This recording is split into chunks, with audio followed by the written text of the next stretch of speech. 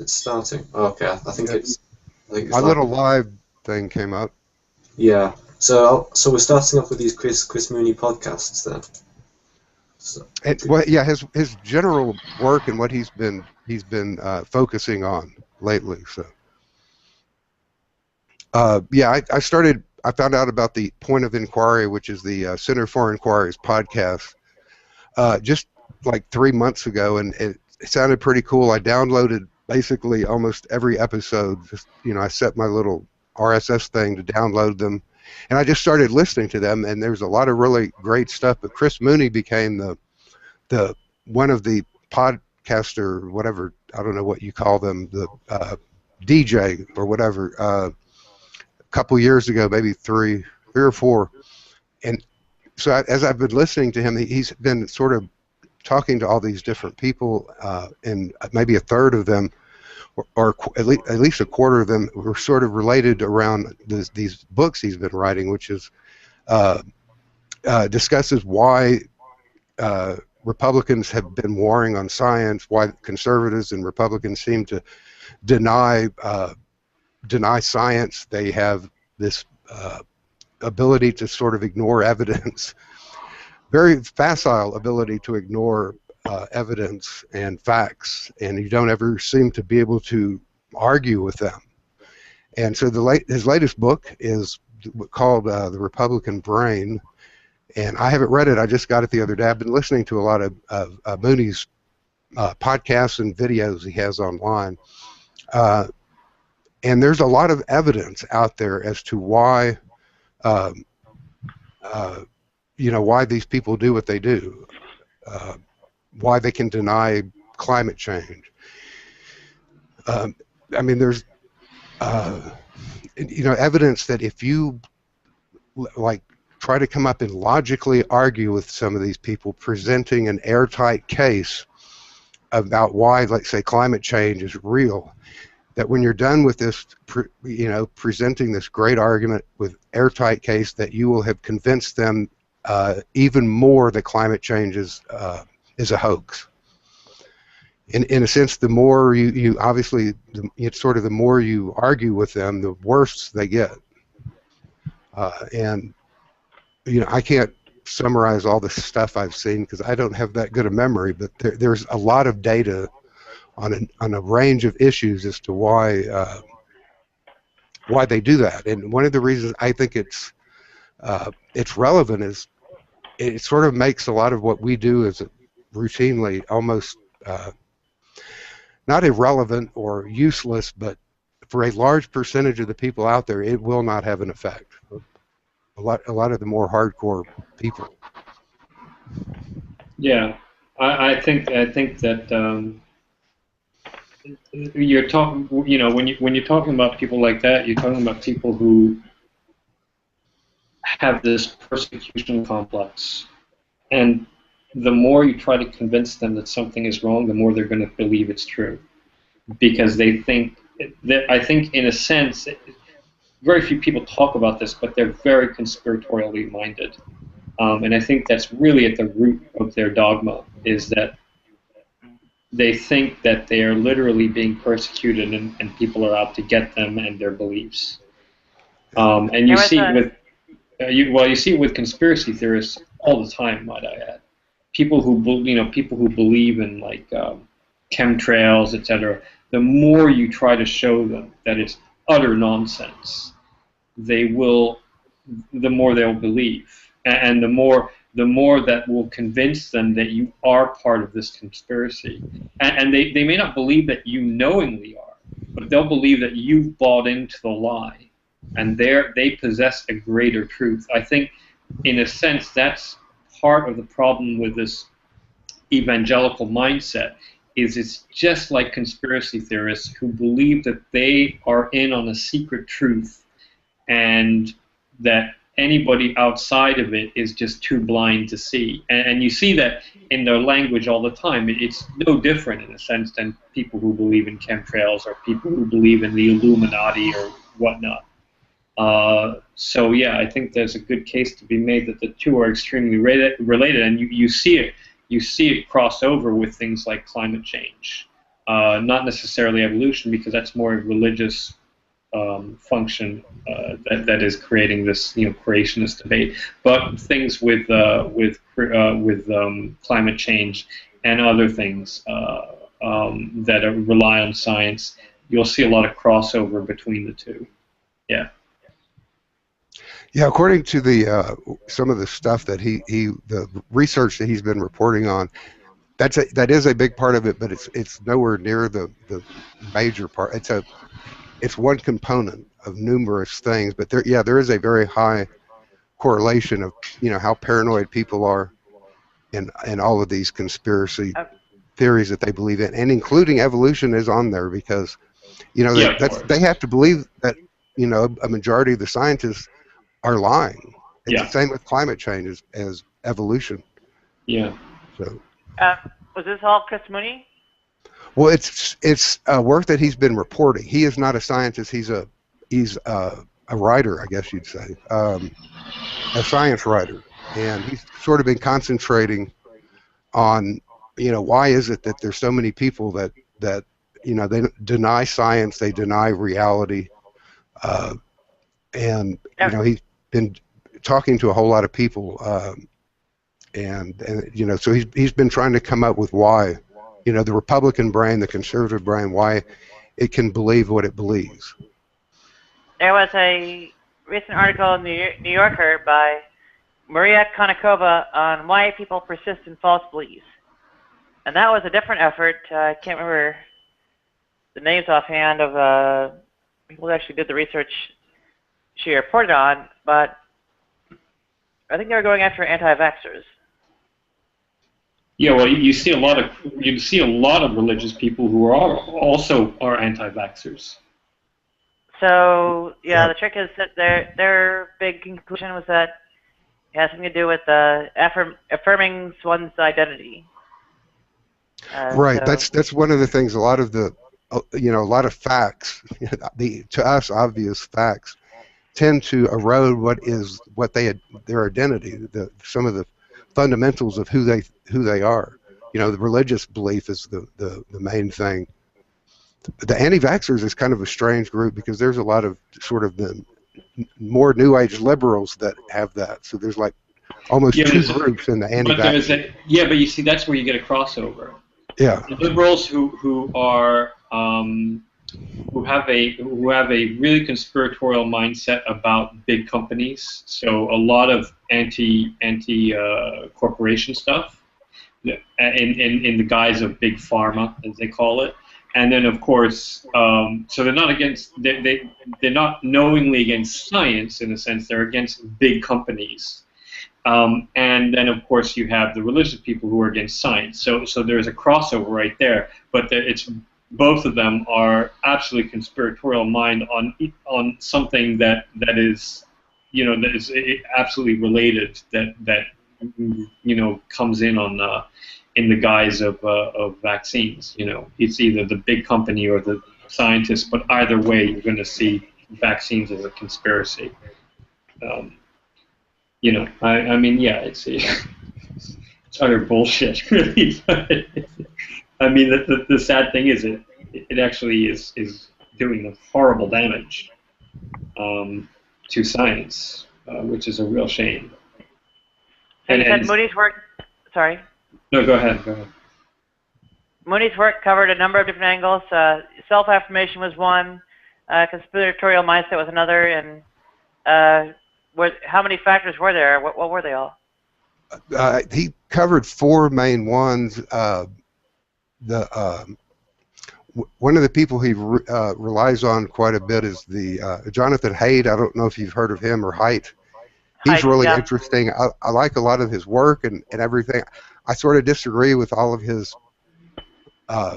conclusions or recommendations, but his ideas and what the things he's identified and the data that he's collected is really good. But is it 4 or 5 or 6 moral axes that Haidt has? It's mainly 5, but he brings in a 6th one at times. I have all of that crap sitting here in front of me. Yeah. There's like I've seen that stuff. Yeah. Harm, harm, fairness, in-group, authority, and purity. are the main Yeah, ones. the in-group loyalty, authority, and purity are all the conservative ones that they add on later. Yeah. Well, no, well, the conservatives, they have all 5 of those almost equally, and your Right. typical And liberal will only have has harm and fairness. fairness very high, and the other one's low. But everyone, not everyone, but most people have a little bit of at least of all of them. But to me, and you can understand why, as we were evolving, the in-group, the authority, the purity part of it could be important and help groups cohere and work together more easily and win against other groups that didn't hold together as well. But my take on it is those are exactly the things that are screwing up everything right now. Mm-hmm. The tribalism that you get from in-group and the purity thing, which it's like sanctity or purity. That's where you get a whole lot of the anti-women type ideas, that sex hatred, all that. It's really open to just ugly warpage of when it's carried to extremes. And I think the most important one, which I don't hear them talk about enough, but to me I think the most important one is authority, and how much they value and respect authority. And that's one of the things that if your pastor, your preacher, whatever, some religious figure is sort of the person that you give an awful lot of authority to, if they're telling you, something like the earth is 6,000 years old, you'll be almost impervious to facts, because anybody else telling you something different than this person that you've invested authority in, they're not going to hear it. They'll discount it immediately. Yeah. No, I mean, I've encountered. I mean, you live in Texas. I'm sure you've encountered hundreds of people who will just not listen to reason on these things. Oh yeah. I mean, I used to have arguments with people I knew in Phoenix all the time. And some were more amenable to listening to different points of view, but some were just, I mean, they would say the most stupid things, and not, just even like, I was arguing with one guy I knew very well. I was trying to explain to him on Christmas, so I was at a Christmas dinner with friends, and I was trying to explain to him, the story of Christmas and how it related to Judaism and the politics of the time. And he said, well, none of that matters. All you have to do is accept Jesus. And I was trying to convince him of the fact that Jesus had also had a political motive, etc., that this was understood even by evangelicals. And he wouldn't have any of it. It didn't matter to him. He said straight out, it doesn't matter to me what the history is. All matters is if you accept Jesus or not. I said, look, you can ask your pastor. They go to seminary. They study the history of it at least. He's like, yeah, well, maybe, but that doesn't matter to me. My pastor didn't tell me about it. That really doesn't matter to me. I was like, there's no. What can you say to a guy who just won't even listen to the history of the thing? I wasn't even contesting. I wasn't even contesting that Jesus was the Savior. I wasn't even saying that. I was just saying, Jesus lived in a real environment, and there were real, historical concerns at the time. And he just wouldn't listen to it because it just went against anything he understood as Scripture. Which, what can you say? What can you say to somebody that blatantly ignorant? So, yeah, it's a concern. Yeah, there's a lot of research out there of just the weirdest things that can influence your thinking. You might have heard about you put a drawing of a pair of eyes on the wall, and it will you'll cut way down on people pilfering Cokes out of the office fridge. Yeah. you can just asking somebody a question about something can change how they will view whatever the next question that you ask. Yeah. It's almost amazing that, I mean, there's a guy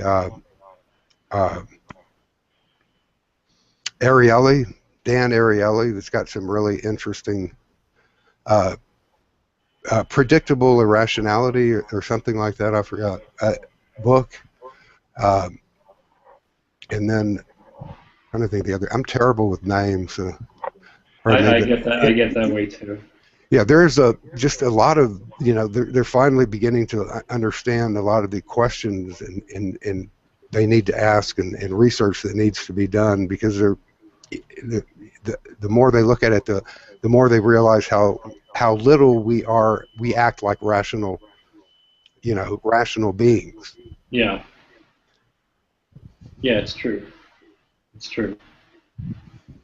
I don't know. I don't know what else to say to that. I agree. Well, Fox News is the most trusted news. Yeah. It's also the most untrustworthy news. Yeah. Just because you're trusted doesn't mean you're trustworthy. It's, they have numerous studies that have been repeated that Fox News viewers are the least informed, the most misinformed. But they're the most fervent believers, trusters in Fox. Yeah. And that's partly that's that authority thing. Yeah. No, I agree. I think that the problem is that it's not just their trust and authority, it's the fact that they live in a constructed bubble where that authority reigns supreme. So they, very religious people don't tend to expose themselves to anything outside of that bubble. It's a bit like Scientologists and the internet. They put a filter, when you become a Scientologist, they actually put a filter on your computer to filter out anti-Scientology stuff. And Scientologists knowingly accept this. They say, well, that's, we don't want to be exposed to, liars and stuff like that. So, yeah, it's honestly, it's ridiculous. But, I wouldn't accept somebody telling me what I can or cannot look at, unless, it's national security or something. Fine, I understand. But yeah, I wouldn't accept somebody saying, you can't look at, counterpoints to this thing or that thing. I just that would be a big no sign for me. I don't understand how some people can actually say, okay, well, I can accept this and I'll live with that. That's fine with my, my point of view. It's the only reason you've got a choice is because you can buy it. Yeah, but some people, well, not some, a lot of people actually convert to religions and then become this way. A lot of people convert and become evangelical fundamentalists or Muslim fundamentalists, etc. It's not as if they didn't live in a secular society first. They did, and they know what's out there. But they willingly impose these restrictions on themselves to sort of live with their fantasy that they've chosen. That, to me, is stunning. A lot of them crave the certainty. Yeah, but it's like saying my ideas won't operate in a secular society. They'll only operate if I isolate myself in only this little bubble. That's what they're essentially saying. But it's not essentially. That's what they are saying. So, how can that be a trusted ideal if it can't stand up to scrutiny? It can't stand up to challenge. Is this when a lot of people confuse atheism with secularism? Because, I mean, these people that seem so against secularism, surely they're not actually against secularism, they're just against atheism. No, I know lots of religious people who are secularists, but they tend to be extremely religious, extremely liberal religious people. You know, like Yeah, Fiona. Fiona's a Catholic, so but she debunks the Bible all the time. She has no problem with science. She rails against fundamentalists of all stripes. She's Catholic, but she completely is on our side when talking about science, when talking about evolution, anything like that. So she's a secularist. She's religious, but she's a secularist. So her worldview is not anti-secular, but I don't know any fundamentalists who are secularists. They all believe that secularism is bad. I've never met a fundamentalist secularism. That's never occurred. I mean, a lot of them are anti-seculars. They want Yeah. to instill, the Sharia law idea, except Christian law. Yeah. Yeah. Including one Florida congressman was just recently talking about how he would have no problem if they instituted the death penalty for homosexuals because it's in the Bible. He would not oppose it, he said.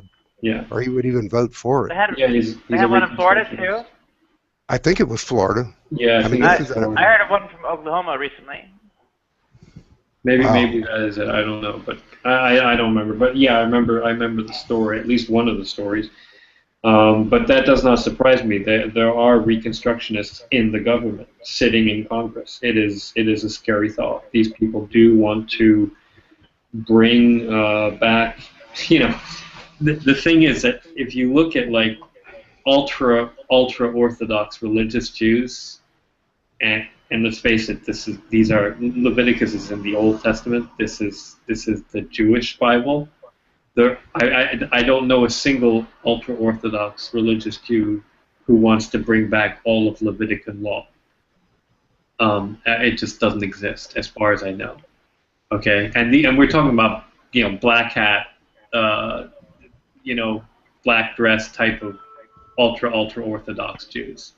Even they, who take the first 5 books of Moses literally, absolutely literally. Even they don't want to bring back like stoning for homosexuals, etc. They've sort of worked around that issue the last few thousand years, So yeah, Christian Reconstructionism is. I mean, by the way, there may be. I don't know of them. They might exist, but if there are any, I've never heard of them. But yeah, so Christian Reconstructionism with death for blasphemers and all the rest. That's just whack. But they're not too concerned about eating shellfish or wearing mixed fabrics. Yeah, that's the thing. Even the hardcore, these Christian fundamentalists, they're still very pick and choose about what parts of the Bible they follow. Yeah, I know. Because otherwise, they'd be killing themselves for working on Saturday or maybe Sunday, and then I can tell you the religious Jews here are word for word. They don't work on Saturday. Shabbat is a day off here, and you can't drive in their areas of the city, etc. Well, in some of them, but they don't mix fabrics, etc. If Christians were that serious about it, they would be acting just like these ultra orthodox are. But they're not. They do pick and choose, and they don't care. They have these reasoned out. Reasons. I mean, they I guess they've sort of managed to square it, but it's completely disingenuous. Have you seen some of the appliances that are available for people that observe Sabbath? Yeah, absolutely. I have. Yeah. I think you can have a timer, so if you want something to I don't think you're supposed to flick a light switch. No, you're not. And I can tell you all about the rules. You can't. First of all, you can't mix milk and meat. But somebody invented a kosher for Shabbat computer mouse. So you can use your computer mouse on Shabbat. I'm not kidding. It's just, the thing you learn about the ultra-Orthodox is they have a very different way of looking at religion. Judaism and Christianity are exceedingly different in so many respects. In Judaism, you have, like I said, ultra orthodox, but they have much more of a, well, let's negotiate our way into. It's like a lawyer talking to God. You know what I'm saying? It's a completely different. Like if a Christian fundamentalist had the law that you can't turn on electricity on Shabbat, they would live that to the letter, and they do. The ultra orthodox do, but they have like, for example, they have like hot plates that are on all Shabbat to keep their dinner warm, you know, and things like that. Like they have elevators on Shabbat in a hotel where you have like religious Jews that will stop at every floor. Okay, so you know you're allowed to take that elevator. You just can't push a button. So they turn off the buttons. They'll stop at every floor. What about voice activation? Mount Sinai Hospital has those Shabbat elevators. Yeah. In New York. Yeah, I know. Every Jewish place does. Yeah, it's ridiculous, but yeah. I was like 25 blocks from it, so. Yeah. They took me there every time. What's the name? There's a part of the, I don't know if it's considered scripture, but there's a whole slew of they're like law books. The Talmud. The Talmud. Yeah, the Talmud and the Mishnah then. The Mishnah. Isn't that a collection of like cases and all these rabbis and their ideas? It's essentially let's lawyer up against God and see how much we can get around. Yes, it is literally the lawyer version of the Torah. It's the lawyer's answer to the rules of the Torah. Well, there's Mishnah and there's Talmud. They're two different things, but essentially.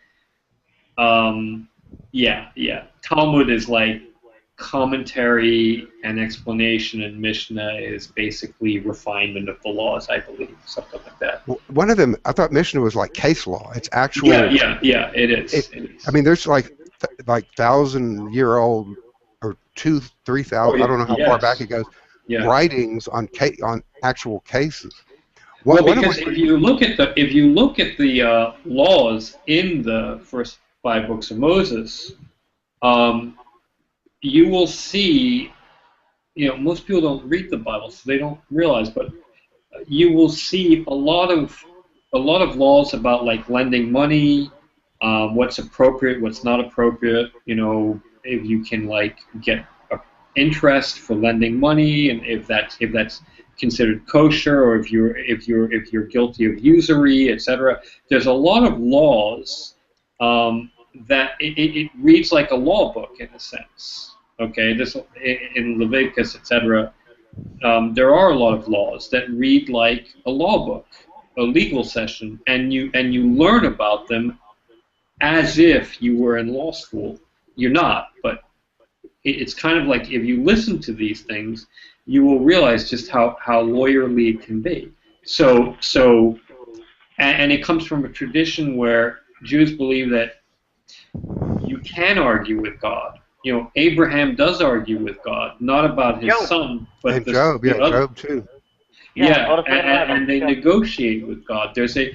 So there is a tradition not only of finances and trade and business in the Bible, but there's a tradition of even negotiating these things with God Himself. Okay, which makes for I don't know any Christians that take that sort of view. There may be, but Kate Bush is running up that hill. I always thought the 10 Commandments about thou shalt not kill. Supposedly the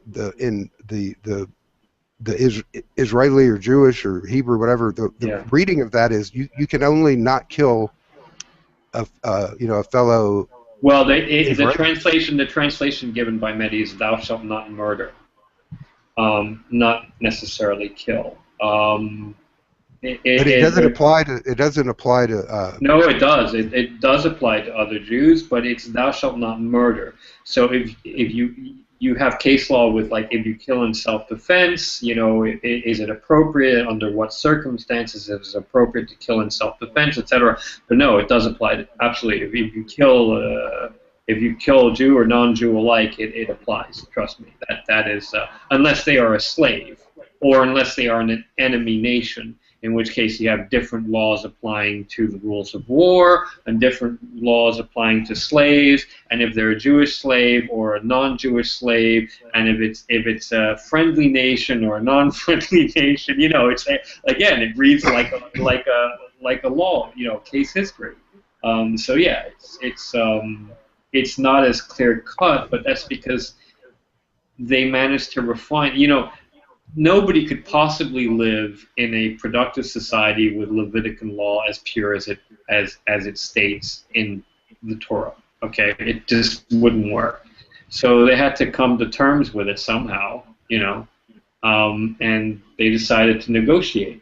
Fine. So you take all these rules and you negotiate some sort of acceptable compromise and resolution to each problem as defined by that law. Now, I'm not the one who's going to say that's necessarily a good law to follow in the first place, but it's not as clear-cut to Orthodox Jews as it is, or ultra-Orthodox Jews, as it is to fundamentalists, Reconstructionists who are reading the Bible. You have differences of opinion. You can argue with the rabbi. You can say, well, this is good and that's not good, and it's not as clear cut in Judaism as it is with Christian Reconstructionism. That's for sure. Yeah, I just remember reading from at least a couple different sources that that if you kill a Jew with a rock, but you were trying to kill a non-Jew with the rock and you missed and hit the Jew, you're still not guilty of murder because. No, if you hit a Jew, you're guilty of murder for sure. You weren't trying to. You were trying to. Oh yeah. If it's an accidental death, that there are rules for accidental deaths, sure. But you still killed somebody. You just didn't kill. You were trying to kill. You were still trying to kill somebody, but you weren't trying to kill a Jew. And since you missed the non-Jew and hit the Jew and killed the Jew, you're not guilty. Yeah, it could be. I don't know the specific of that kind of case, but yes, there are such regulations. What's the intent? It is rather. It's like in a courtroom. It's rather lawyerly. I mean, it's silly to most people, and I think it's ridiculous. But although I have to say that tradition of refining intent coming out of the refinements of the Torah actually is, in a sense, a very liberal kind of philosophy, because, in today's law we have, I argued this in another hangout, in today's law we have, guilty of first degree, guilty of second degree, third degree, murder, manslaughter, etc. These are all refinements to, what used to be just one crime. It used to be if you killed somebody, they'd hang you, right? And liberals said, well, no, intent matters. Intent and circumstance. So if you kill somebody in self-defense, it's not necessarily murder. It may not even necessarily be third degree. The circumstance and the intent matters, and I'm very grateful for that, because that shows a refinement of our thinking. So I can't fault the religious Jews who are trying to refine these insane laws. I just think that many of the laws obviously are completely insane to begin with. Well, I mean, we're talking about laws that were 2,500 or more years old. It's insane to even still be trying to follow crap like that. I know. I absolutely agree. I mean, and as a proof, most Jews are either atheist or agnostic. Most Jews in the world. Okay, so as Jews, we're saying, overall, follow us, follow our example. You can have your cultural history, just don't try to live your life by it. That's what most Jews think, and it's one of the sanest of the religions, at least for the majority of the majority Jewish people who are religious. They're the sanest. of Yeah, most I don't religions. know. Well, here in Israel, it depends where you go. I really loathe a lot of the ultra orthodox in Israel, and frankly, so do most secular Israelis. They were recently forced to finally join the military, like everybody else.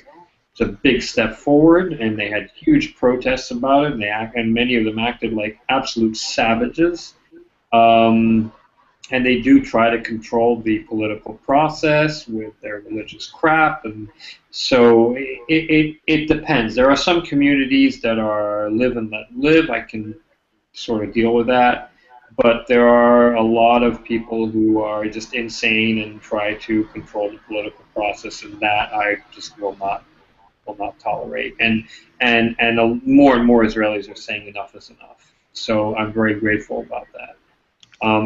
But overall, yeah, you do get violent protests with some of them, but overall you don't get them blowing themselves up in cafes. That's another bonus, you know. But they do something with chickens. What is that thing with chickens? Oh yeah, where they swing it around their heads. I guess I just vaguely remember hearing Jon Stewart Yeah, talk about it one time. But yeah, it's yeah. I think I actually saw that Jon Stewart one. is it a holiday this is done on? Yeah. Well, you can look it up. I don't have to get into it, but yeah, it comes from a really people don't realize how old this religion is. Okay, you know, it's been around in one. It's been around in a progressive. A progression or evolution since around 3,000 years. Okay, from what we can tell. Um, It's a long so time. it's a very long time, and it was the Iron Age, okay, or the Bronze Age. No, it was the Bronze Age when it first came around, and you know, in the Bronze Age, it started off as a very tribal religion. If you look at the original passages in the Torah, in the Bible, you get a much different sense than the later passages. God is not necessarily the only God. Okay, he is the God of the Jews at first, but not the only God in existence. It doesn't say that at first. It only becomes the only God in existence later on in various passages. It's assumed by some people, but it's not actually the case, most likely. So, Oh, so it's you, most definitely not the only God yeah, at the yeah. beginning. Yeah. At the beginning, and you know, you have these are tribal laws. These are not at the beginning universal laws. Okay, they are tribal laws, and still today you cannot convert to Judaism easily. It's almost impossible. You have to be denied 3 times, then you have to officially denied 3 times. Then you have to undergo a rigorous process of learning, etc. It can take years to become Jewish, and it's a That's a real big pain. positive. That's It is. wonderful because That's why you don't get Jews knocking at your door saying, "Have you heard the good news?" Which I kind of respect. So you don't have proselytizing, but the screaming on reason why, street corners. So, well, you do get that here, but that's the only 2 other Jews. But the reason why they don't do it is because it's a tribal religion. So you know, tribes don't let other people into their tribe very easily. right. Okay. And they were It's, nomads. well, they were probably a mixture of people who were living here for a while as shepherds, and some nomads, and actually some people who may have come from Egypt with the story um, of the sun god, which later on, you know, interested and influenced Jewish religion, etc. There are various theories confirmed lately by, in some ways, by archaeology, which are very interesting things. But yeah, it was a tribal religion, and back then in a sense, it was no different, except for the one God. It was no different than other tribal religions. Okay, the only difference is that when they lost, they didn't adopt the religion of the victors, which is what almost everybody else would do. That's why it evolved into something else, in a sense. So yeah, you get major differences between Judaism and Christianity, and a lot of Christians will say, well, it's the same thing. It's just we believe in Jesus, etc. They have no concept of what they're talking about. It's not the same religion. Christianity is, in a sense, an evolution of a tribal religion which tried to become a universal concept, which is not the same thing. And neither is Islam. Islam is not the same, not even close to being to Judaism or Christianity. It's a very different concept. It's actually kind of in between the two in a sense, but anyway, I don't want to get into it. But, yeah. Well, the beginning of Islam is very relevant to today because, I mean, a lot of people don't understand that the Shiite and Shia thing goes back all the way to Muhammad's death and and fighting over secession, which was in like 700, I think. 600 and 600 something. Something. Anyway, Yeah. I mean, it's been going on for longer, like more than 5 times as long as the United States has been a country. Yeah, I know. And I know. some of these people think they can just solve that. Oh, we'll go over there and talk to a few people. We'll have this solved in no time. It's been going on for 1,300, 1,400 years. Yeah. Stuff like that doesn't get solved. Yeah, I know. At least not without a major war, and that war just isn't going to be a pleasant one. And if it does happen, we will all suffer for it, I think. It's not a pretty thought, frankly. Well, hell, most Muslims don't live in the Middle East. No, they don't. Indonesia, it's either Indonesia or India has the most popular. No, Indonesia has more. Yeah, Indonesia. Indonesia top and then India second. Yeah. India is second. That's right. Yeah, it's. But I actually point to Indonesia as being proof of the fact that Islam is actually Arabism, plain and simple. It is. Look at the culture that Indonesia had before the Muslim conquest. It was nothing like, native Indonesian culture was absolutely nothing like what they have today with Islam. Nobody went around walking around in hijab type of stuff. Nobody had the kind of strictures they do now with Islam, etc. It's in that sense, Islam is extremely tribal. You cannot read the Quran outside of Arabic. To do so means to reinterpret the perfect word of God, and that's considered a sin by most Muslims. All the traditions from Islam come from Arabia. It is a very location and time-specific religion. Okay? In that sense, Christianity is the most universal of the big three. Christianity, it doesn't matter what language you speak. You do not have to stick to Jewish traditions from the Middle East during a specific time period. Although Judaism, you don't have to either, because with the Mishnah, with the Talmud, they have explained. So you have different traditions from different countries, and that's perfectly acceptable. But in Islam, it is extremely specific to the region and to the time. It's like a society frozen in time at the moment of Muhammad's death. And while there are various differences in different countries, etc., it's still basically an Arab culture. That when you convert to Islam, you're saying that the Arab culture is a superior culture, and that is what I'm going to follow. You know, from not only is it the superior culture, but it's the superior culture from the 7th century. Okay. So yeah, you know, I mean, ultra orthodox don't walk around dressed like the quote unquote founding fathers of Judaism. Ultra orthodox wear, you know, crazy clothes, but it's crazy clothes from the Polish ghetto from the 1800s, okay, or the 1700s. So they have actually evolved in a sense.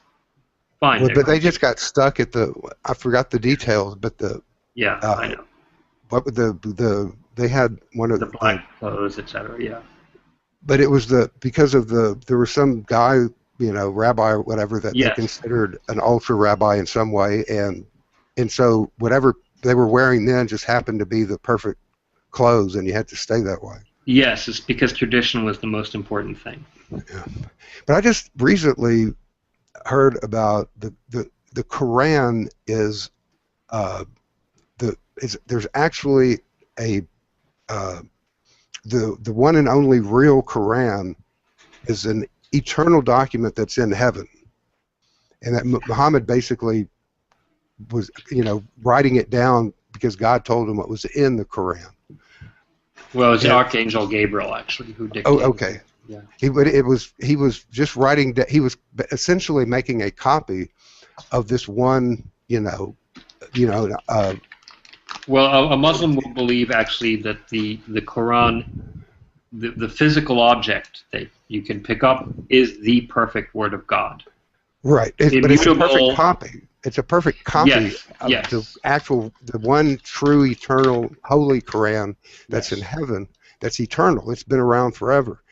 And what I want to know is how the hell did they know what Arabic was going to be like when Muhammad came around? Because it's a human language. It changes all the time. It would have been. You can ask a Muslim that. Yeah. It would have only been that way for maybe 100 years. It would have been like that. That's a real silly. Well, the odd thing is the thing that most people don't realize, and in fact most Muslims don't even realize, is because they can't read the Quran, is we don't completely understand about a fifth of the Quran, because the Arabic used in the Quran is extremely archaic, and it was a dialect which is no longer spoken anymore since a very long time, and there are many references which we simply do not understand. About a fifth of the Quran is apparently incomprehensible, even to Muslim scholars. Well, that's true of the Bible. I mean, there's a lot of stuff that Hebrew words that they do not. No. We know what the Hebrew means, because people have always read Hebrew, and it was less of a regional dialect than Arabic. What's a behemoth? Well, I'm not a scholar, so I don't know. That's it, but they don't know. They don't know what a behemoth is. There's a whole lot of words. I've heard this in numerous places. There's still a lot of words that they're not sure of. They just, it's knowledge lost. There are. That's the only example I can come up with, but there are. Yeah, well, there quite a few that they just don't know. Yeah, I'm sure there are some cases, and I mean, it's not at 20%, like you were saying the Quran is. But there are numerous examples of stuff that they really don't know what it means. They're not sure. There are entire passages. There are entire passages in the Quran that we simply do not understand, in terms of their references, etc. Remember, the Quran is not anything like the Bible, nor is it meant to be. It is in a sense a very long series of poems meant to be sung, to be chanted. Okay, there's poetry in the Quran. You don't just read the Quran. You can't. If you sat down with the Quran and I don't know, have you ever tried to read the Quran? I don't read Arabic. No, have you ever tried to read a translation? No, I don't have patience anymore for that kind of thing. Yeah, it is extremely difficult to understand. You cannot just sit down and read it and understand what the hell it's saying. It's impossible. You have to go to the explanation for each single surah.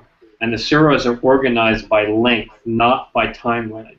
So one surah at the beginning may not make any sense in its placement other than the fact that it's meant to be read as chanted as a poetic, in a poetic continuous line. It may belong actually in the timeline at the back, but it is not placed that way. So you will not have, when you're reading it, you will have no reference to what it's actually supposed to mean. You have to go to the notes, to the research, to the explanations. It is not, the Bible you can actually read like a book, but the Quran you cannot. It is impossible. So a lot of people don't really understand this. Even many Muslims don't understand it. I would say the majority, because they can't read it. Most Muslims do not read Arabic.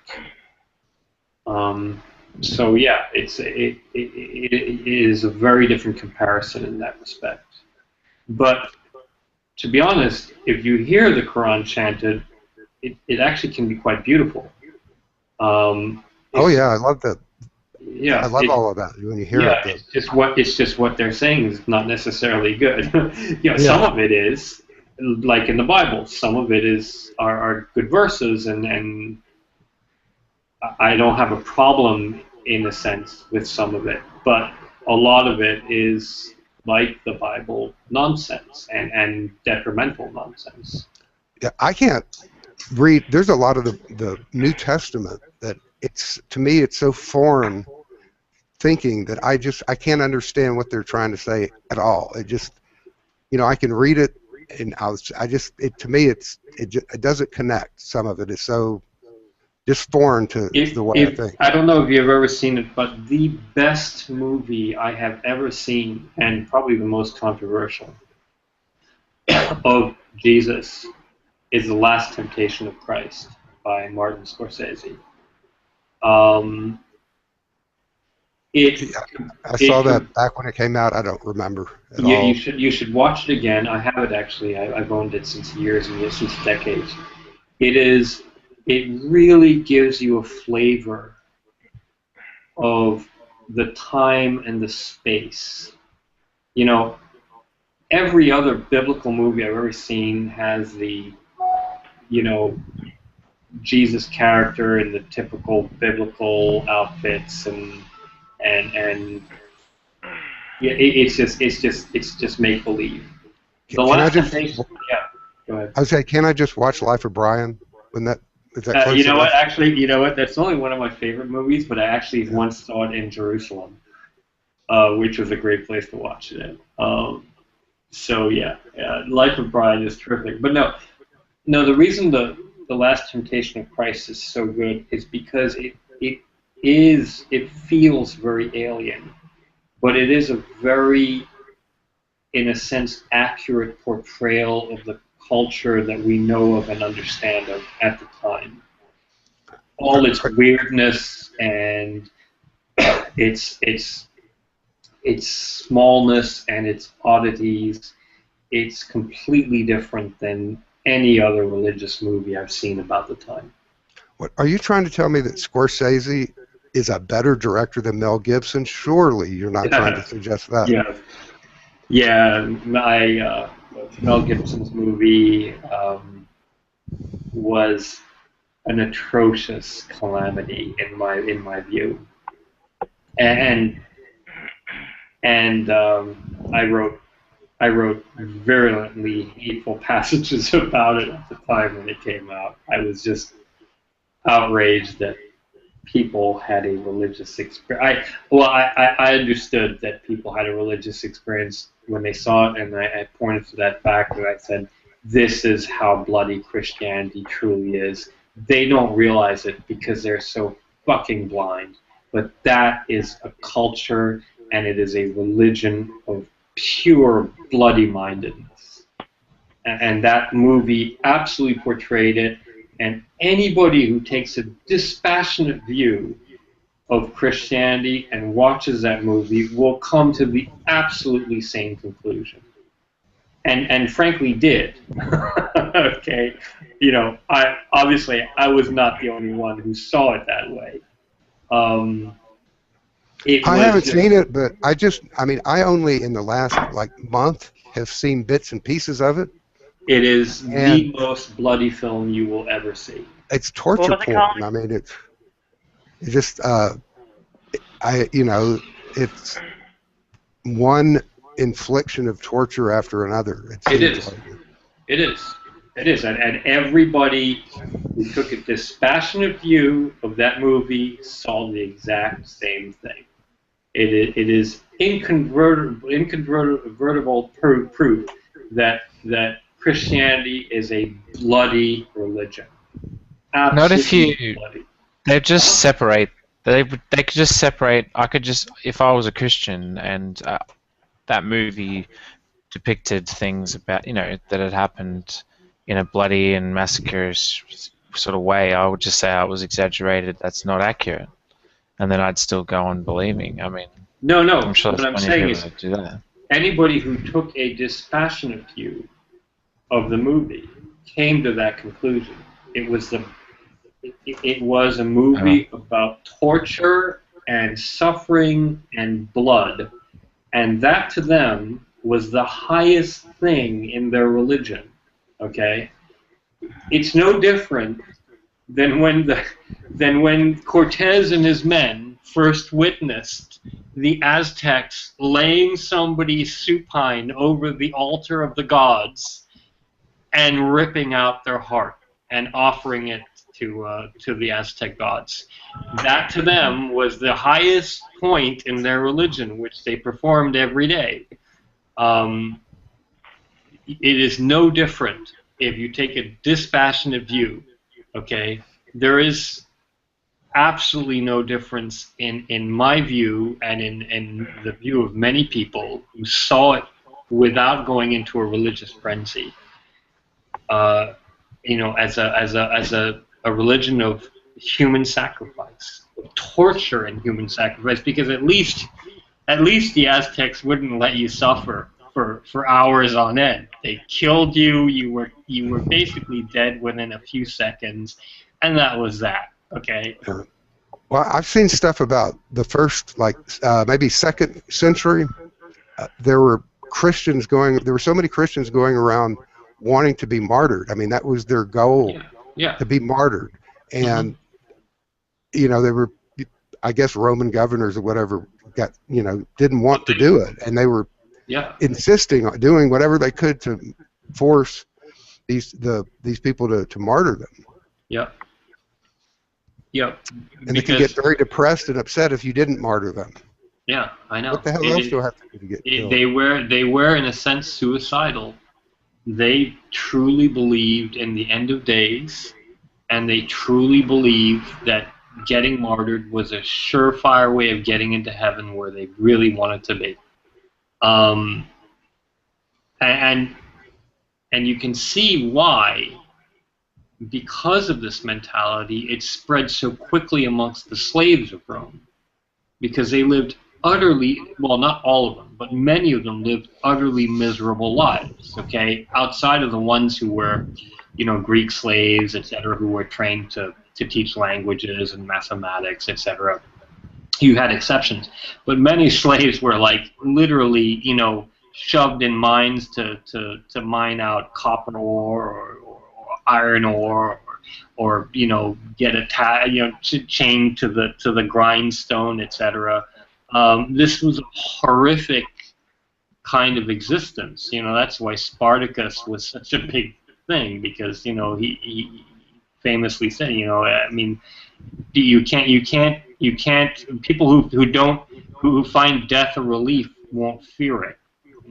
To a slave, death was a relief. So you can see why it spread so quickly amongst Roman slaves.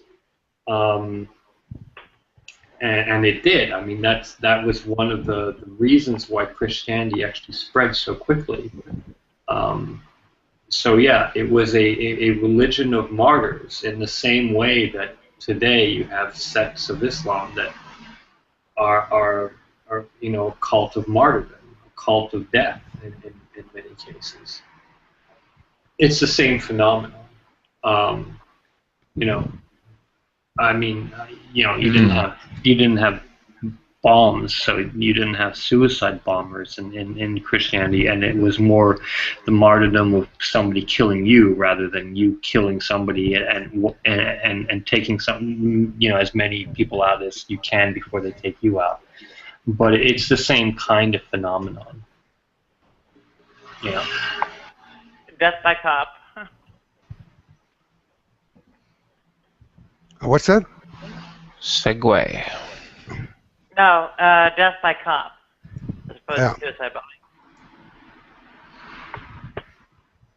I could barely hear that, but that's okay. Death by cop. Oh, by cop. Okay, yeah. In a sense, yeah. Anyway, so I've talked long enough on here. Somebody else should say something. I've talked for like an hour. An hour.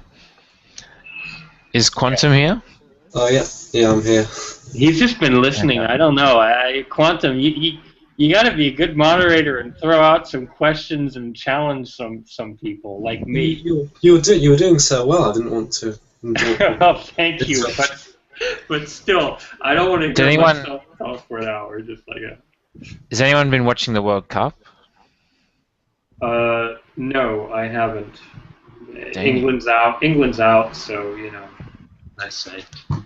Australia's basically out, but I'm still watching it. I put $50 on Belgium to beat. Yeah. Who was it? I used to support Belgium when I was a kid. Russia. When I was growing up in Belgium. And they. Oh wow! They kicked a goal in the 88th minute to win 1-0. Oh, not bad, not bad. Yeah. It was exciting. Anyway, that's way off topic, I'm sure. What happened last week? There's no Magic Sandwich Show to have questions about, so we can formulate our own questions. Yeah, I mean that's the idea. Yeah. Anything that people want to talk about. We could talk about Iraq if you want. That's in my neighborhood. That's in your neighborhood. Fortunately, there's a lot of land between myself and Iraq, but still, it is actually. But the problem in Syria is right up from my balcony. I can see the border with the Lebanese border with binoculars from my balcony. So, as my brother said, my brother lives in a suburb close to me, but he said if the missiles ever fly, you got a real great view of them coming in. I said, yeah, it doesn't exactly inspire me with confidence, but yeah, I do.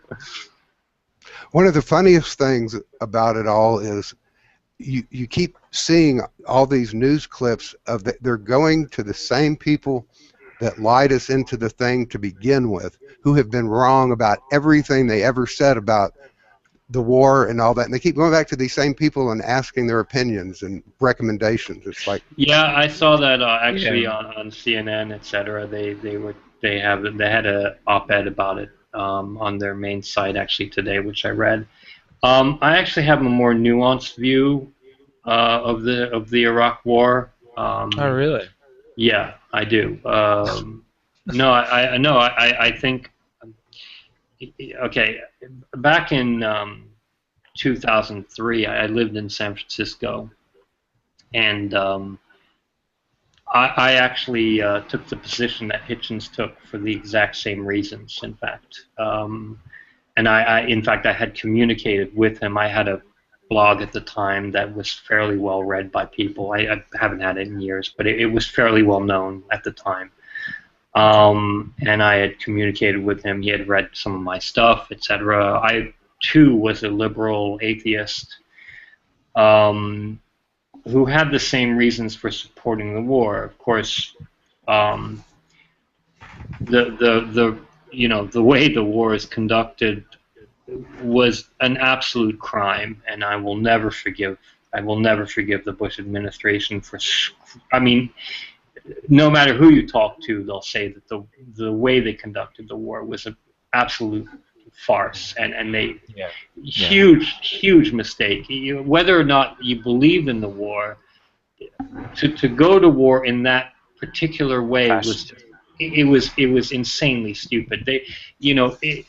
The reason the reason I understood this was because I had served briefly in the Israeli military, and the reason the Israeli military won't give back the Golan Heights is because they realize since decades the only way to win a war is boots on the ground, and in the case of the Golan, if you give back the Golan, you have another war, you have to slog your way up with boots on the ground all uphill, and they don't want to do that. They lost many people doing that the first time, and you just can't win a war without boots on the ground. That is the reason why they don't give back the Golan, and it's the reason we didn't win in Iraq.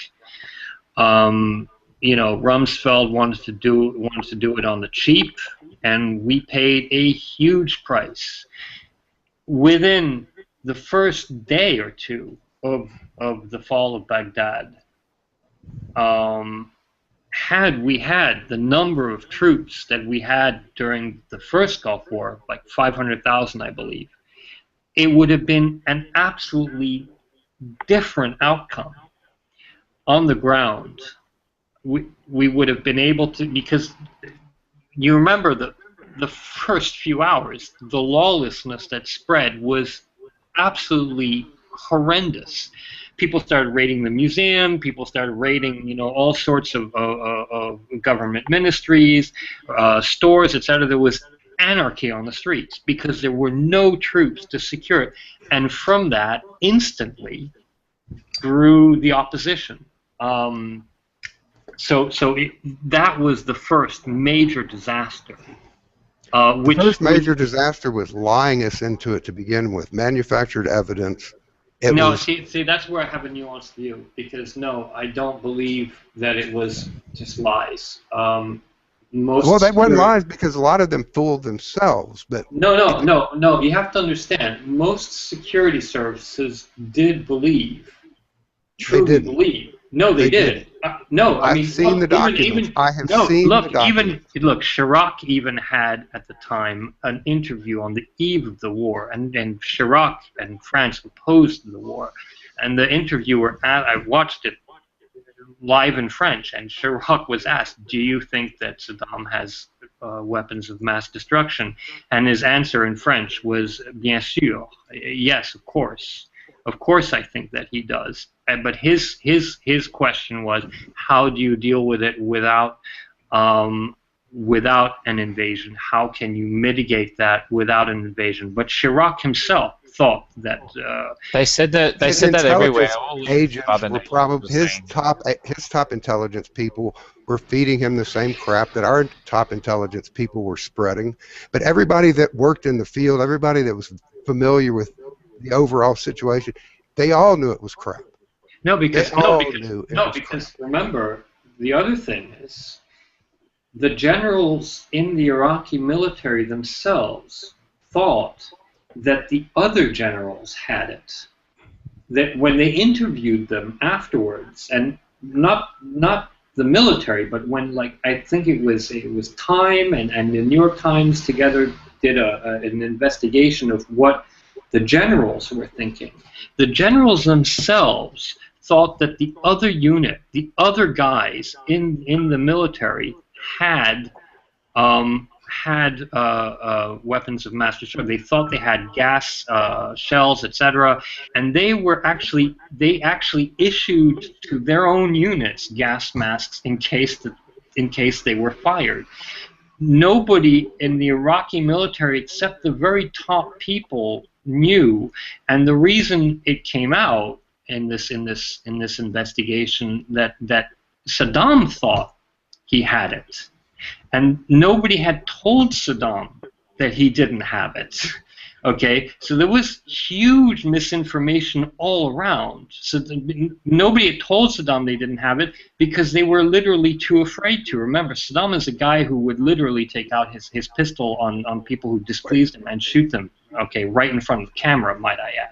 That happened What are you several saying times. that Hussein didn't know about?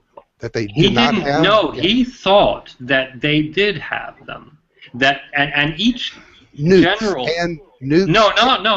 Poison Nobody gas. thought that they had nukes. No. Of course they. Nobody said he had cloud? nukes. No. What about mushroom? We don't want the Yeah, smoking I gun know to be a that was the mushroom rhetoric. cloud. I know that was the rhetoric, but that was never the case made. Nobody ever said that he actually had nukes. Yes, it They was. said no. They said that they were trying. No. You can look it up. They said that they had been trying to make nukes, and we knew that they did actually have a program in 1981, but the Israelis bombed it at Osirak in 1981. So we knew that they did have a program in 1981, but the Israelis destroyed it. That was an uncontested fact. I mean, there's like a Don't movie forget about there was that. the first Gulf War too. Yeah, I know. No, nobody thought that he had nukes. That was never a question. Their contention was that he had chemical and biological weapons. And nukes. That was the whole.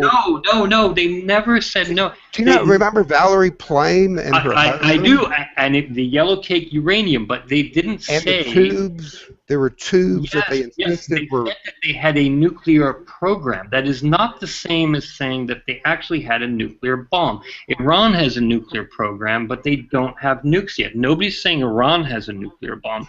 They're saying they're trying to make a nuclear bomb. There's a difference there. The thing that the weapons of mass destruction they were talking about, and you can see in Colin Powell's presentation, was that he did already have biological and chemical weapons. Okay, so they talked about VX gas, etc. They did not talk about nuclear weapons. They said he had a nuclear program, and we suspect that he started it up again. But they led on to believe that he could have them at any time. No, that was not. No, the contention was that he had chemical and biological weapons, which he did use on the Kurds.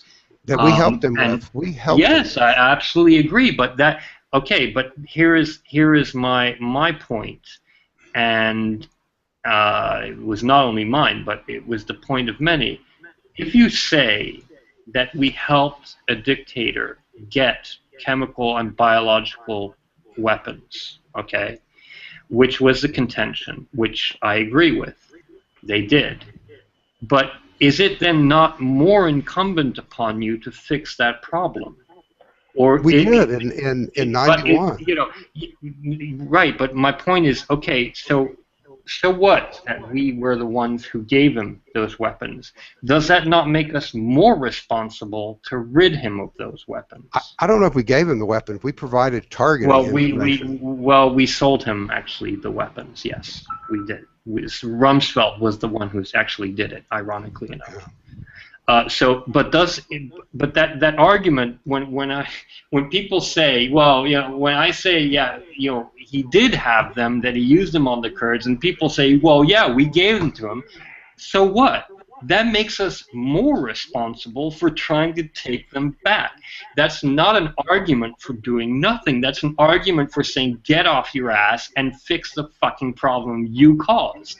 That to me, that is the argument that we gave them to him is not the argument you should use to say, well, we should do nothing about it. If Russia provides Iran with nuclear weapons and Iran is about to go to war with nuclear weapons, should our response be, well, Russia should just sit this one out because they gave them to Iran in the first place? It's our responsibility to get rid of them? No, it should be Russia gave it to them. They should be the first to go in and take them the fuck back. So just to clarify, from the point of view of when we did invade Iraq, would you have said it was a good idea from that point of view?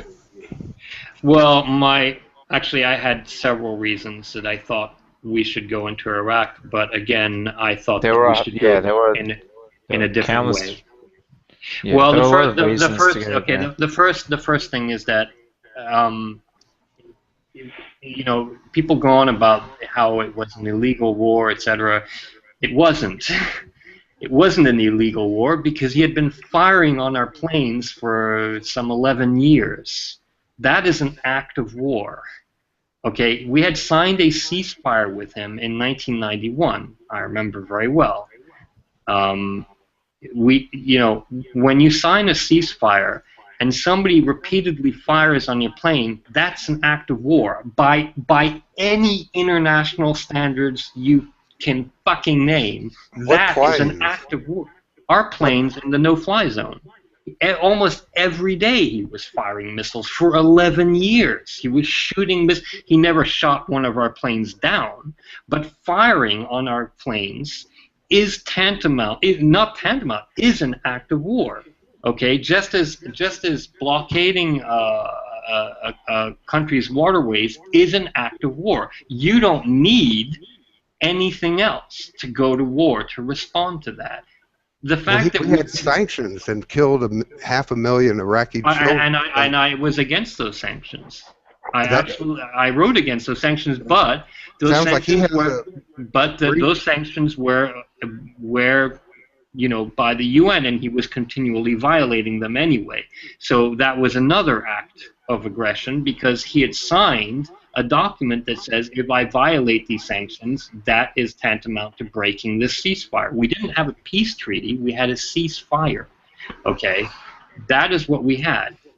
By a ceasefire imposed, might I add, by the UN. The fact that we did not act on it for 11 years does not mean we did not have just cause to finally get off our ass and stop him shooting missiles at us. Now, there was another reason why I supported the war, was because of the Kurds. I do believe that the Kurds should have their own state. And I thought that it was incomprehensible. Well, I understood why. I understand why the Kurds are not given their own state, because Syria opposes it, mostly because Turkey opposes it, and Iran opposes it, and Iraq opposed it. Okay, so there were huge geopolitical factors involved. But the Kurds actually during that time had managed to build up one of the least violent, one of the most enlightened societies in the entire bloody region. Okay, you do not have Kurdish suicide bombers. You had a de facto Kurdistan, which was fighting off continual harassment by Iraq on its in a sense territory, and not because they were lobbing missiles at Iraq, but just because they were existing. Okay, there's a difference. If they had been shelling Iraq every day, that would have been different. I wouldn't have supported them, but they weren't. They had formed a democratic society, which is still in existence today, and you did not have, and in fact, their Peshmerga soldiers were actually more egalitarian in terms of sex, in terms of the sexism, than anything else you will see in the Muslim world in that area right now. Okay, you had women fighters amongst men, which is unheard of in Muslim society. I think it's definitely true that the Kurds benefited from the Iraq War. Yes, it's whether or not you could have predicted what would have happened to the other regions, which undoubtedly went quite far downhill. Well, I know. No, I didn't predict it, but I did predict that the country will split into three. And not only did I predict that, I wanted that. Because I do not think that you can hold a country like that together without an insane tyrannical dictator, which I am unwilling to support in any way whatsoever. And I am unwilling to support the state of Iraq in the way that it is today. And I think that the Kurds getting their homeland is a good thing. And I think that the Shia and the Sunnis just have to fucking fight it out.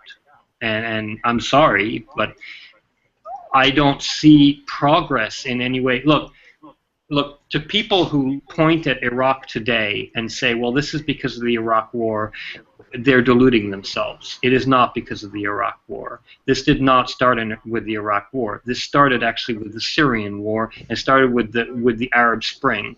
When the Arab Spring happened 3 years ago, people on the right were saying, look, the Bush policy is working. It came into effect. You know, democracy is sweeping through the Middle East. And liberals who opposed the war said, no, that's not part of the Bush doctrine. That's nothing to do with the Iraq War. Okay? That was an absolute talking point on every single liberal show there was about the Arab Spring. You can't give credit to Bush for this, which I agreed. You can't. Okay, but now that everything's turned sour in the Arab Spring, that they have been slaughtering each other for 3 years in Syria, that they've been slaughtering each other again in Lebanon, that they slaughter each other in Libya and stuff, now they suddenly say, well, this is Bush's fault. You can't have it both ways. It's either because of the Arab Spring or it's either because of the Bush doctrine. And they didn't want to accept that it was the Bush doctrine 3 years ago, so they can't accept it now. That's where I'm coming from. Okay, you have to be honest with the facts. The situation you have now in Iraq is because of the Arab Spring, and frankly, it would have happened anyway. All right, the Iraq War did not instigate the revolution in Syria. It did not. Nobody says that it did. And where did ISIS come from? Where did ISIS invade Iraq from? It invaded from Syria, because it formulated in Syria. It wanted to create an army to invade Iraq and create their caliphate, which, by the way, I said that would probably happen 10 years ago. So it was not an effect of the war in Iraq. This would have happened anyway, regardless of whether Saddam was in power or Maliki. This is as you said, Rob. This has been going on for over 1,000 years. So you can't blame Bush. Bush is in this sense alone. Bush is like a pinprick in the timeline of history. Maybe Bush and still Maliki, and then they did the de-Baathification, and then they did the completely started oppressing all the. But I always get it mixed up. The Shias. They froze them out of any kind of government office. I mean, this is all stuff that came about because of Bush. Because look, if it hadn't been them, it would have been the Shia. Because what did Saddam do? He did the same thing, but with the Sunnis in power. But he had a lot of Shias in government. Not that many. The Shias did try to revolt in 1991, as you remember.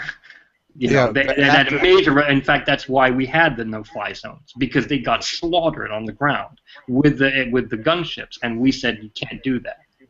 That's why you had the no-fly zone. So this would have happened anyway, and this was not the first attempted revolution in Iraq, might I add.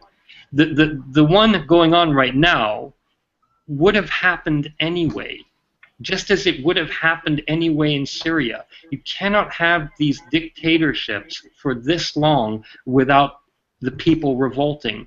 And I am no fan of ISIS. I hate ISIS. I hope somebody aside from us bombs them to hell. I don't want to be the ones to do it. We've paid enough. The war was conducted in a disastrous way. Our policies were absolutely fucked up. I do not support them. But somebody ought to bomb ISIS. But somebody also ought to bomb the fucking Shia militias that are coming in as well. I have no love for either of them. But it would have happened anyway. So people who are blaming the Bush war really don't have a grasp of the entire history of that region. This has been going on and off for a long time, And the war in Syria would have happened anyway. I mean, in Homs, Syria, it happened in 1981. Assad absolutely destroyed the entire town. He leveled the town, literally. So this is not the first time it's happened in Syria either, and we had nothing to do with that. Yeah. Okay. So this is again, this has nothing to do with the Iraq War. The Iraq War is a sideshow in this thing. This was going to happen anyway, and it had happened several times, notably without success. But again, notably without success in Syria until recently. So, and Libya, might I add. We had nothing to do with the Libyan war, except that when we started bombing, to support the rebels, but we didn't instigate that. Gaddafi was actually coming to terms with us. We had made deals with him, he was kind of warming up to us. We didn't necessarily want him to go. You know, I mean, he had paid the fine for Lockerbie. He had given up his nuclear weapon program, which actually was in existence, which is now in Oak Ridge, Tennessee. He had given up his biological weapons. He gave up his chemical weapons. He had all these things. These things are actually he did have, and you know, we weren't necessarily wanting to see him go, but it happened anyway. So, and that wasn't because of the Bush War. So these things were happening on the ground anyway. You can't say it's an outcome of the Bush War. It is not. It's an outcome of the Arab Spring, and the Arab Spring, for all the hope that it gave people, has turned absolutely into the biggest disaster ever. And I would say potentially, you know, 10 times bigger than the Iraq War ever was. This thing has the potential to become a world war right now.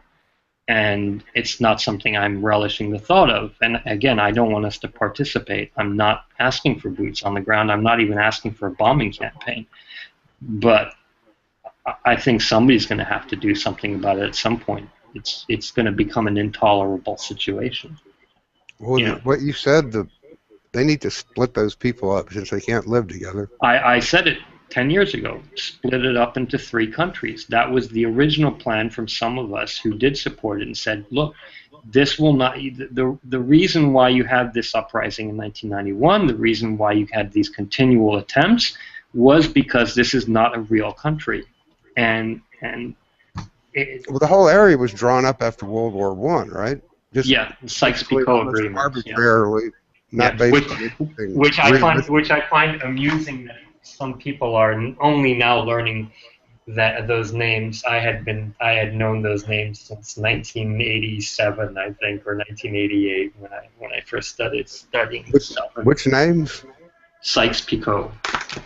It was Sykes and Picot were the English and French negotiators that drew up the map and agreed to the partitioning of the Middle East in along those lines. But yeah, it is. You know, Bush blundered in a huge way. I'm not defending the war. The original idea of the war was very different from the execution of it. Okay, and so I can't defend how the war was conducted. It was a disaster, and I think one of the biggest disasters in American history. But I can't blame what's happening now on that war, because I know better. I know more history than that. I know more culture in this region than that, and I know more of their ideology than that. Okay, you know, this really began with the dissolution of the caliphate and the culmination of you know, Ibn Qutb, who founded the Muslim Brotherhood, etc. This was not. This is not much to do with us, in a sense, you know. Yeah, and if they weren't fighting Maliki right now, there would be a section that's fighting that would be fighting Saddam or his successor. So, does anyone else want to contribute to? Well, I think I need to learn more about Islam to account for, I suppose, much of what's going on in those parts of the world. And unfortunately, you know, what's that? I was just going to say, I think things would be an awful lot different if there weren't billions of barrels of oil and natural gas and all of that there. Yeah, but why do you think ISIS wants it? Why do you think ISIS took the oil fields? Well, no, that's what I'm saying. I think things would be different if it wasn't. You know, the whole area has been a play toy for the West, and Well, for the East too. I mean, you know, the Russians aren't guiltless. I mean, they were Yeah. making deals with Saddam for oil. When people were screaming "No blood for oil," did they say that to the Russians who were making deals with Saddam for oil? I mean, was that, you know, and the Chinese? I mean, just because it was us doing it on our side does not mean that everybody else was, you know, was not doing it. I mean, this, you Well, that's know, what I'm saying. It's a hotbed because of the oil, yeah. essentially. A lot of that stuff probably would either be minor or would have long since played itself out if there wasn't such a No, concentration I'm of. not so sure. I'm not so sure it would have played itself out because the oil only came about in the last 100 years. Okay, before then there was no oil, but people were still killing each other like mad. You know, this is not the first war in Iraq. This is, you know, one of hundreds of wars that have happened since the death of Muhammad. So yeah, I don't see how oil actually changes that equation. Except that now they have bigger weapons. But so what? You know, I mean, they would have gotten those anyway. I don't know. I think if you take the oil out over the last 55 decades or so, it's a completely different story. How? I mean, they were killing each other before oil was found here. But you wouldn't have had all the conflicting, you know, major powers getting involved. Yeah, but sure you would have, because it's a land bridge area. It's an important point strategically. It's not just about oil. It's about its strategic position. You know, I mean, again, people have been fighting there and here for a long, long time. Well, not actually in Israel. In Palestine, people actually this is actually only a recent phenomenon. You know, since the Crusades, it actually wasn't that contested over. In fact, it was pretty much abandoned for centuries. But in places like Iraq and in places like Syria, etc., people had been fighting each other religiously for a very long time. Religiously, yeah. Yeah, but that's my point. You know, the point is not oil. The point is religion. Oil throws a new dynamic into it, but it's not as if they were like living in peace together before that for the longest time. They had major conflicts. It's just funny how the injustices happening in other parts of the world, like you know, Southern Africa and North Korea and places like that. And I'm a virulent critic of North Korea. In fact, I know for a fact that the North Korean authorities hate me. So, you know, on my pseudonym account, they absolutely loathe what I have said about them. And my website was banned in China, actually. Which is actually why I erased my computer before going to China, so they would never find out who I was. Yeah, I did. I was paranoid about that. But yeah, I've been screaming about North Korea since the Clinton administration, but the reason we don't do anything about North Korea is because they have nukes. They do have nukes. They have nukes, and we can't do anything about it. But even if they didn't, we couldn't do anything because of their bloody artillery. You know, they could level Seoul in about 5 minutes flat, and you'd have millions dead in 5 or 10 minutes. We would still win though. It would be. We would win, but at what cost? Do you want millions of deaths to actually be the cost of winning that war? You could. There's millions of deaths happening every day over there. I mean, I agree.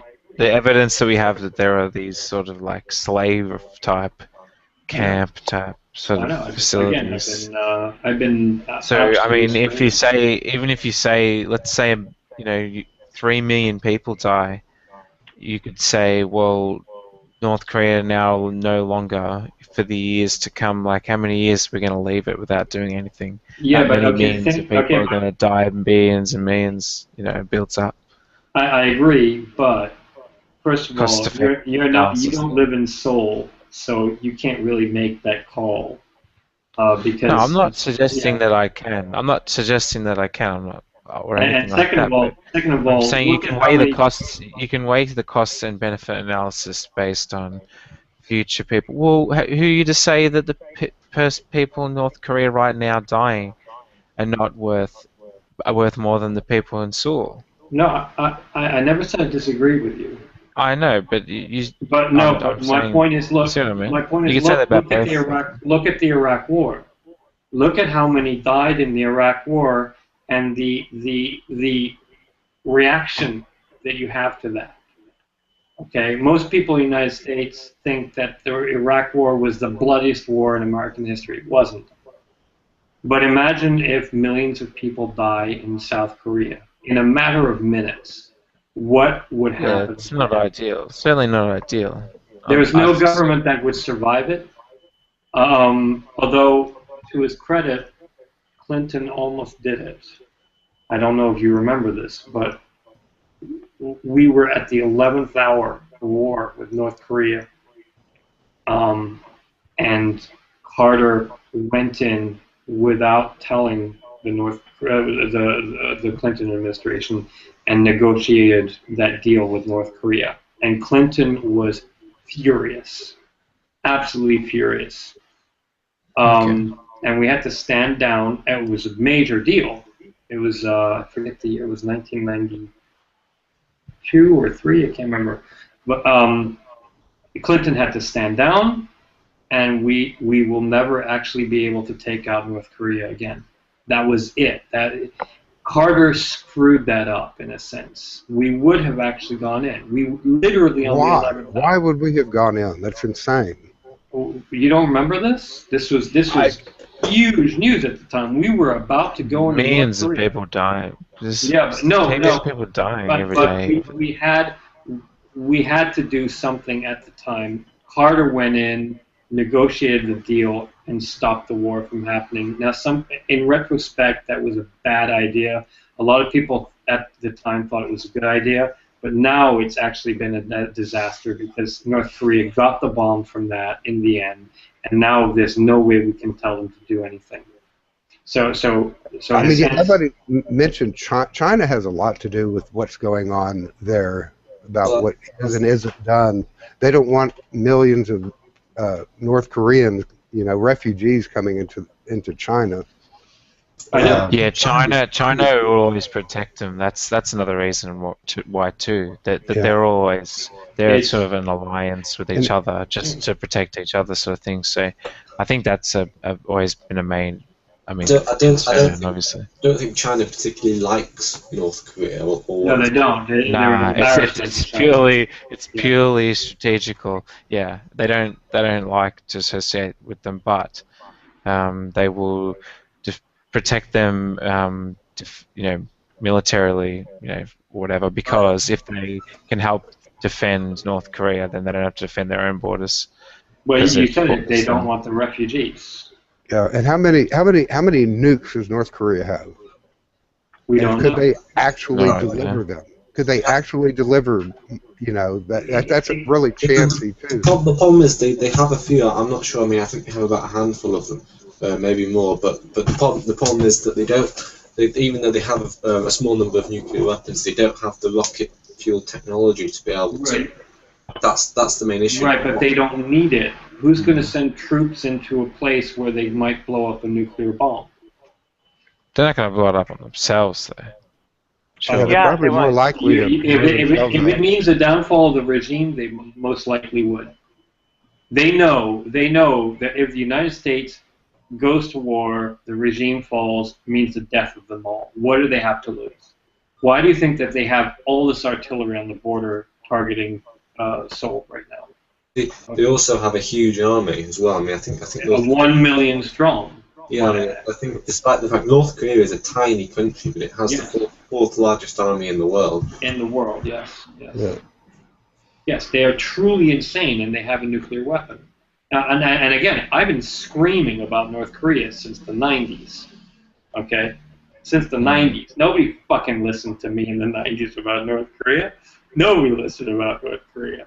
Okay? This is a regime that is literally and I say this as a Jew whose mother survived the Holocaust. This is a regime as literally as bad as Nazism and Hitler.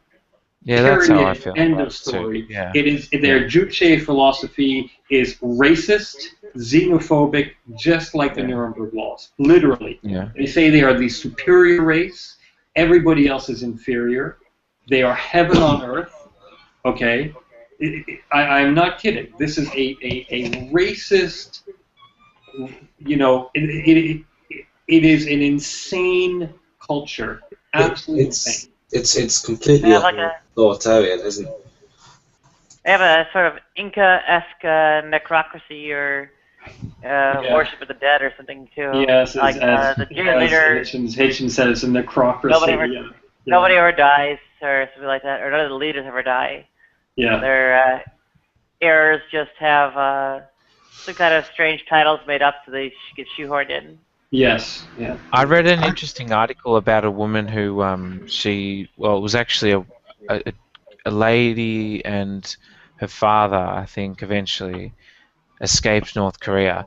Anyway, it was a long story, but she sort of snuck through. She had new people in high sort of order in North Korea, and anyway, she could travel to China, and then she like snuck through China and then got to South Korea. Yes, and anyway, she actually, I read an article. she's on a South Korean reality show actually with about North Koreans. Yeah, I know it. Yeah. Yeah, and I mean, she spoke about how she feared that Kim Jong-un or whatever would know what she was doing and where she was, Yes. and that he was going to get her. And like it took a whole lot of like counseling, psychological therapy, this type of thing. Yeah, she's a young girl. She's like 21. She's like 21 yeah, years old. Yeah, I to know. shake. This is how severely warped.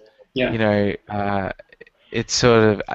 This is the other thing about people were talking about. You know, you come in and break the regime from the top, and then you've just got these millions and millions of people who think that that's all that there is.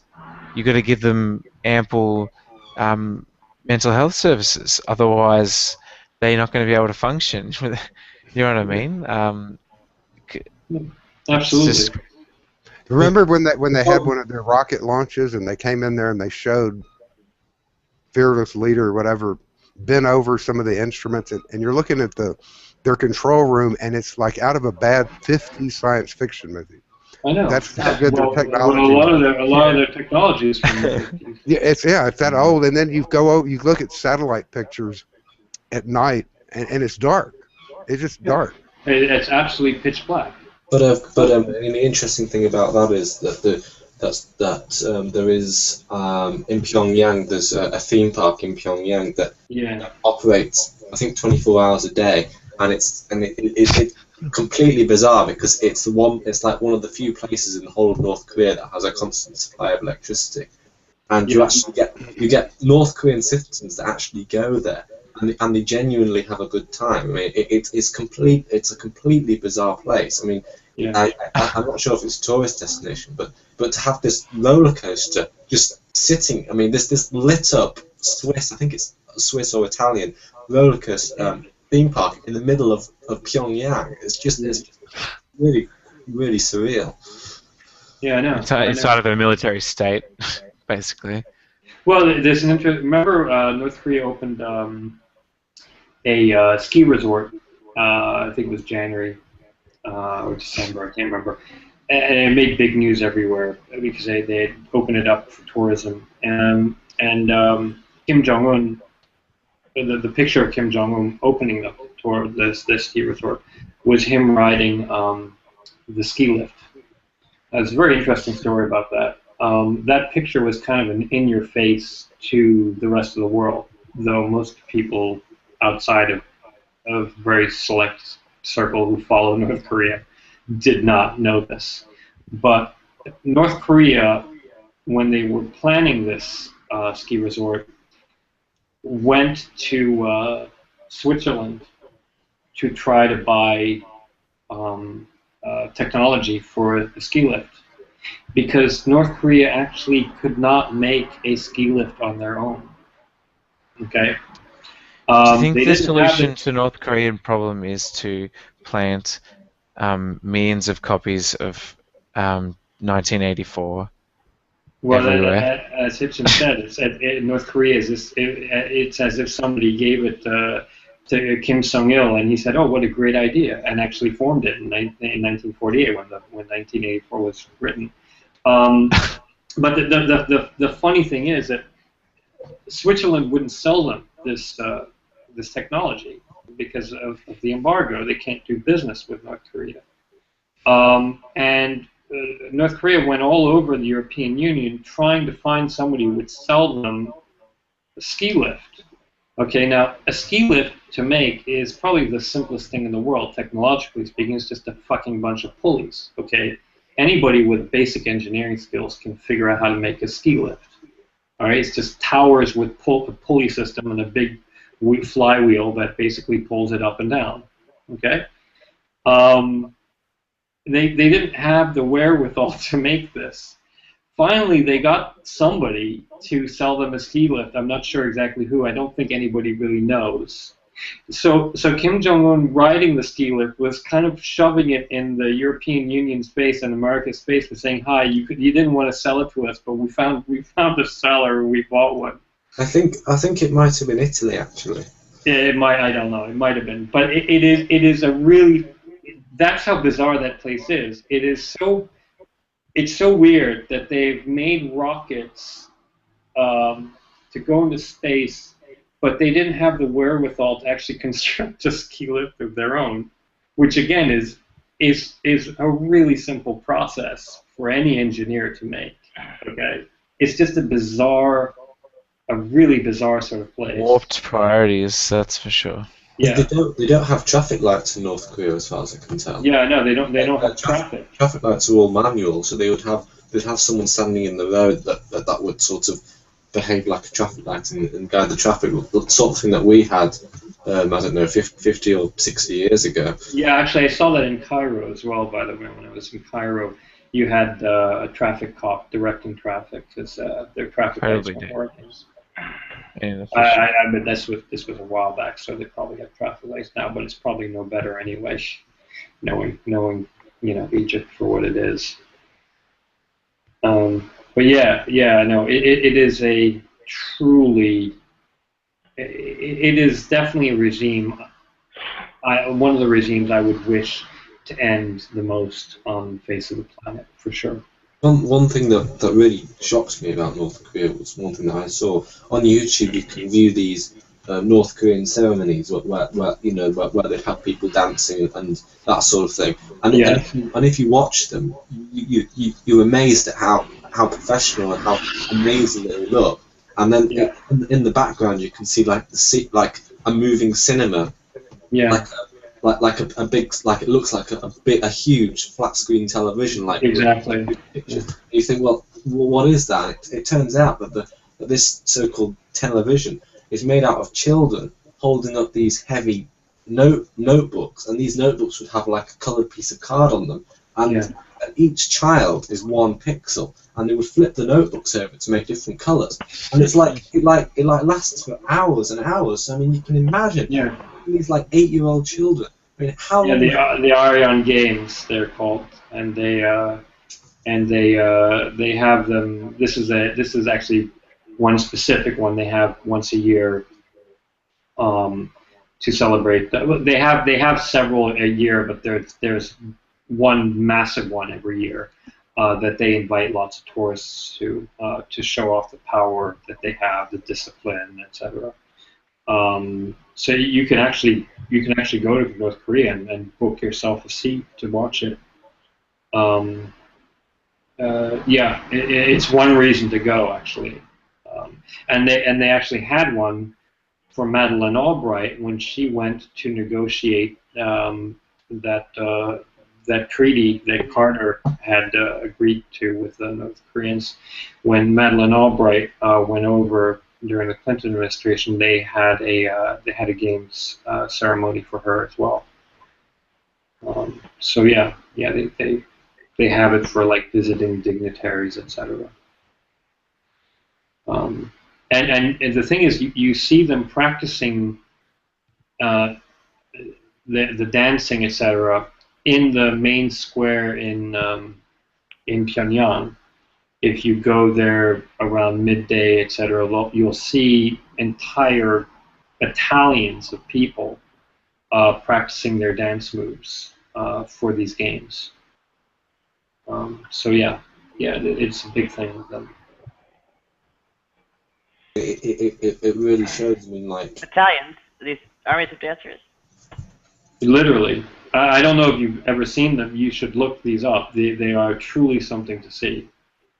Truly something to see. You've never seen a display on this scale with this precision in your life. I don't think you've ever even conceived of something. I mean, if you compare Olympic opening ceremonies over the world, not this thing, but these North Korean ceremonies are literally the most amazing displays you'll ever have seen. I mean, it's almost like how the pyramids were built, because of course the pyramids were built by essentially an infinite amount of slave labor. No. We know better than that. We know better than that. They were contracted people actually during the times when they weren't during the off season from the flood of the Nile. We're pretty darn sure about that. We have the payment records actually that they have been found and dug up. But they still had to be skilled. Yes, they had to be skilled, and thousands of them working in tandem. And it was dangerous work. It was extremely it had to be precision and timed. So yeah, the comparison's valid. It's just that they weren't slaves. That's something in the Bible, but it's not actually true. Yeah, just like it's been in the last, I don't know, 5 or 10 years, they've dug up a lot of stuff, like the quarters of the people that were doing it. Yeah. I found graffiti on the walls and letters and all kinds of things. Yeah. Yeah, I know. I mean, the first person to tell you that the story of Exodus is made up out of whole cloth will be an Israeli archaeologist, because they looked for it when they had the Sinai and they never found. In fact, I studied. My professor was the guy in charge of the entire expedition to look for evidence of the Exodus. Okay, and he never found it. He's very well recognized as one of the best archaeologists in the field, etc. Haven't they pretty well eliminated the King David, the Solomon's Temple, and all of that just doesn't exist? No. The temple existed. We know where the temple was. It's on the Palestinians say it didn't exist, but no, it existed. We know where it was. The Romans did destroy it, and we have proof of that, because if you go to Rome and you look at the Arch of Titus, you will see carved into the Arch of Titus the victory parade with the menorah from the temple that they brought back to Rome to celebrate the victory. They destroyed it in 70 AD. We know that. Josephus wrote about it. We have other historians who wrote about it. Yeah, but that wasn't Solomon. There was a previous destruction. Supposedly. Yes, no, we know that. Yeah, but you have temple artifacts, but the thing is that we can't dig there right now because there's the bloody, mount of the Al-Aqsa Mosque and the Dome of the Rock are sitting on it, and even to go close to them is tantamount to a declaration of war to most Muslims. So what can you do? But yeah, we know where it is. It was there, and unless the Jews got it wrong the second time around, that's probably where it was. Well, I forgot the guy's name, but there's 2 of them. I can't remember either of their names. They came out with a book about 10 years ago called, I think it's Unearthing the Bible, and they have they're supposedly quite somewhat on the far end of the spectrum as to what they say, but they pretty definitively talk about massive diggings and they made one of the best. I know the book. I read it, and they made one of the best series, which I point to people all the time, No, their contention wasn't that Solomon's temple didn't exist. Their contention is the timeline of David and Solomon as in terms of the biblical in timeline, and how big the city was, and exactly where the walls were. They don't contend that that there wasn't a temple. Okay, they contend that there are the differences in layers and the carbon dating and other dating methods are not actually in line with the biblical account, which is true. It's a massive difference in scope, magnitude of the thing. Oh yeah, I have no doubt. I don't think that the Temple of Solomon was, as big as, well, we know that it wasn't as big as the Second Temple. That's not contested. We know the Temple of Solomon was small compared to the Second Temple, which was raised to the ground, because we know the dimensions, we see them, we've dug them up, of the Second Temple, and the Second Temple was actually huge. So yeah, no, that's not contested by Israeli archaeologists. What is in contention is the timeline and whether or not David even existed or not. We don't. Well, actually, we do think that he did exist because we did find one pottery shard with David's name on it. So yeah, it's fairly well established there was probably a King David, but when, nobody really is sure. No, and how big was Jerusalem at the time? It probably was a collection of huts, frankly. So yeah, it's not. It's not what you can imagine. It's Silberman and Finkelstein. Yeah, I know. Yeah, Tel Aviv University. I know. Yeah, and they made a fantastic. What's the series called again? I think it's called. It's called Unearthing the Bible. Unearthing the Bible. Yeah, The Bible Unearthed. And I think it's also called Secrets of the Bible on PBS Nova or something like that. You should look it up. It's a great series, by the way. It's one of the best. Yeah, it's on YouTube. I've seen it. It's on YouTube. Yeah, I have it as a playlist on. I think on my profile. I definitely recommend watching it. It is there that you learn that recent archaeology has shown that there were Canaanites amongst the Jews, and the Jews may actually, many of the Jews at that time may actually have descended directly from the lower classes of the Canaanites themselves. So it is a fantastic rewriting of our understanding with archaeology to back it up. I suggest it to many people that they should watch it. Definitely. It's pretty devastating to the Old Testament in a lot of ways. Yeah, definitely to the earlier books of the history, what people consider to be the history. Absolutely. Yeah, because I mean that's the foundational documents. Yeah, but there's no doubt that a temple existed. And there's no doubt as to the location of the Second Temple at the very least.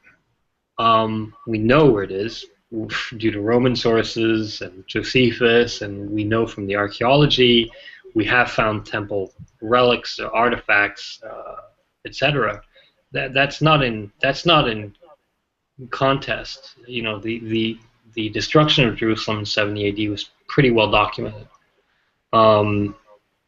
and it's been dug up in various places in Jerusalem. You can go see like the burned house, etc.